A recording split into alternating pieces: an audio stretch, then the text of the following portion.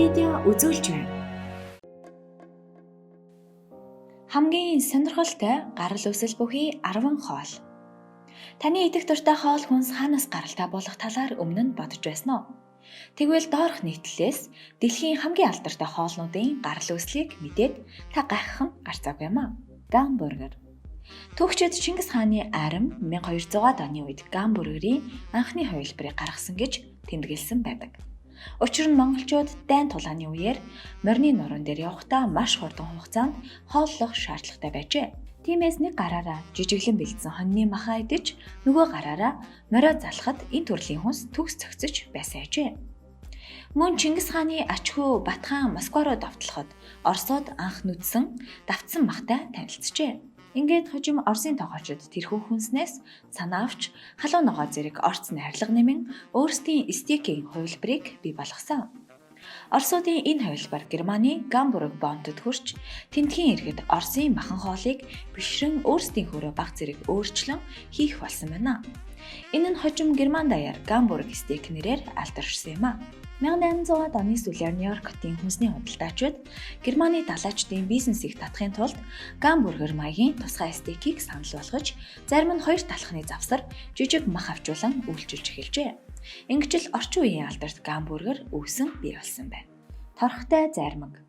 Дэлхийн хамгийн анхны зармгийг 1904 онд Америк нэгдсэн улсын Миссури мужийн Сент Луис хотноо басан дэлхийн яармагт хийсэн бөгөөд Вафляр шогур аяган зэргийн зармгийг түүн дотор хийж үйлчилж байжээ. Анх яармаг худалдаан дээр зармгийг 5-нд хийж үйлчилж байсан боловч үйлчлүүлэгчид 5-ыг хурдан буцааж өгөөгүйгээс болоод 5-г дууссан байна. Харин энэ үед зармигны мухалгийн дэргэд зогсдог нарийн бовны худалдаачин Эрнест Хамми өөрийн вафлуудыг зармиг барих хэрэгсэл болгон ашигласан байна. Ингээд ивент итгэгчид бөөрийн хийсэн вафл болон хүйтэн зармигийн хослолыг шагшин магтжээ. Тэр үеэс хойш Эрнест вафлыг гурвалжилж маш нэмгэн болгоод дотор нь зармиг хийх болсон байна.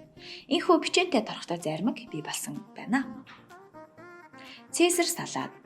Цэсар салаадыг Ромын удирдагчийн нэрээр нэрлсэн гэдэг нь худалцаа яриа. Харин уг салаадыг Итали хүн анх хийсэн.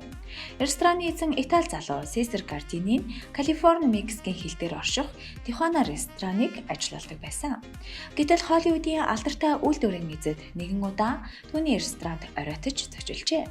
Энэ үед рестораны хоол дууссан байсан тул Сесар Гардини үлдэгдэл бүтээгдэхүүн орц найрлагуудаа ашиглан салаад бэлдсэн байна. Энэхүү шин салаад нь маш хурдан нэрт гарсан бөгөөд тэрээр Холливуд маягийн стил нэмж ширээн дээр тавг тавих тусгай зай хүртэл гаргажээ. Гардини өөрийн салаатны соусанда анчоус загас хэрэгэлдэггүй, харин өөрийн жороор хийсэн соусаа ашигласан байна. Сэндвич. Анхны сэндвичийг Британий арлуудын завсаршгүй мөрөөдө тоглогч гэдгээр алдаршсан Лорд Жо Монтаgu хийжээ. Учир нь Монтаgu ширээнээс босч хоол идэх завгүй улааран мөрөөдө тоглодог байсан юм. 1700-аад оны сүүлчээр түүнд зориулан анхны сэндвичийг хийсэн байна. Монтаgu сэрэ халбах хэрэглэхээс төвшөөсөн дээр шарсан мах барьж идсэн гараараа хүзрээ заартуулж байсан тул ийхүү шин арга бодож олжээ. Ингээд хоёр талхны завсар мах авчуулан казинод тоглож байх үедээ иддэг байсан байна. Талах мах талах гэсэн орцноос бүрдсэн уг сэндвичийн удалгүй олон улсын анхаарлыг татсан тул Монтаgu казиногийн pop соёлыг бий болгосон Америкийн алдарт хачиртай хоол болох сэндвичийн санаа гаргасан гэх алдар нэрийг хүртжээ. Буффало дахианы далавч. Америк нэгдсэн улс Канадын хилийн ойролцоо байрладаг Буффало хотын Анчур нэртэй бааранд анхны дахианы шарсан далавч хийгджээ. Уг баарыг Белисомогийн гэр бүлийн эзэмшдэг байв. 1960-аад оны сүүлээр Треса Близдимо их сургуулиас гэрт зочилгоор ирсэн хүүдээ зориулан шин зууш хийж өгчээ. Гэхдээ баарны галтгоо хаагдсан байсан тул Треса битүү шарсан дахианы далавчийг халуун ногоотой соусан дөрөн шин төрлийн зууш бэлтгэсэн байна. Энэ нь гэр бүлийнхэнд маш их таалагдсан бөгөөд удалгүй урт хүйтэн өвлийн шөнөөр пабын хамгийн эрэлттэй хоол болсон байна. Нутелла. Зайлшгүй хэрэгцээт байдал нь шинэ бүтээл төрөн гарах эхлэл болдог. Тиймдээ ч Нутелла дэлхийн 2 дугаар дайны үеэр Италид бий болсон. Тухайн үед Итали болон Европын ихэнх орнуудад какао шоколад зэргийг нийлүүлэлт багасж ховордсон байсан. Харин Петро Ферро хэмээх нарийн бов үйлдвэрлэгч өөрийнх нь хотод самар элбэг байсныг ашиглан түүнийг удаан хадгалахын тулд шоколадтай холон найруулжээ. Ингээд дэлхийн 2 дугаар дайны дараа Нутелла Европ даяар алдаршсан байна. Тэр цагаас хойш өдий хүртэл Нутелла дэлхийн хамгийн сайн борлуулалттай бүтээгдэхүүнүүдийн нэг байсаар байгаамаа.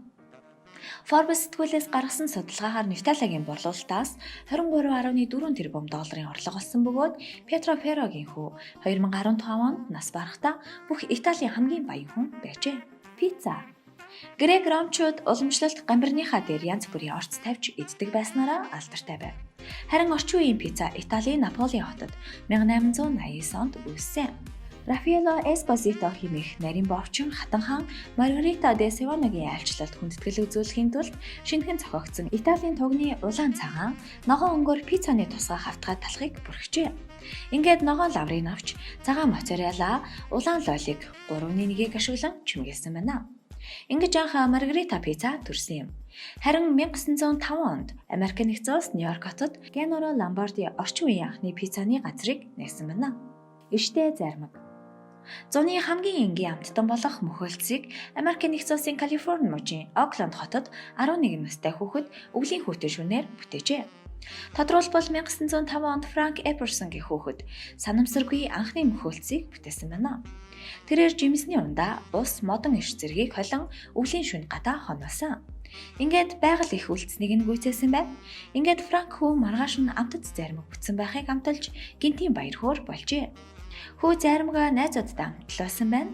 Зармаг яг мөс шиг харагдаж байсан байна. Харин Франк өөрийн шинэ бүтээлийн патентыг авсны дараа нэрийг нь Popsicle хэмээн өөрчилсөн байна. Guacamole.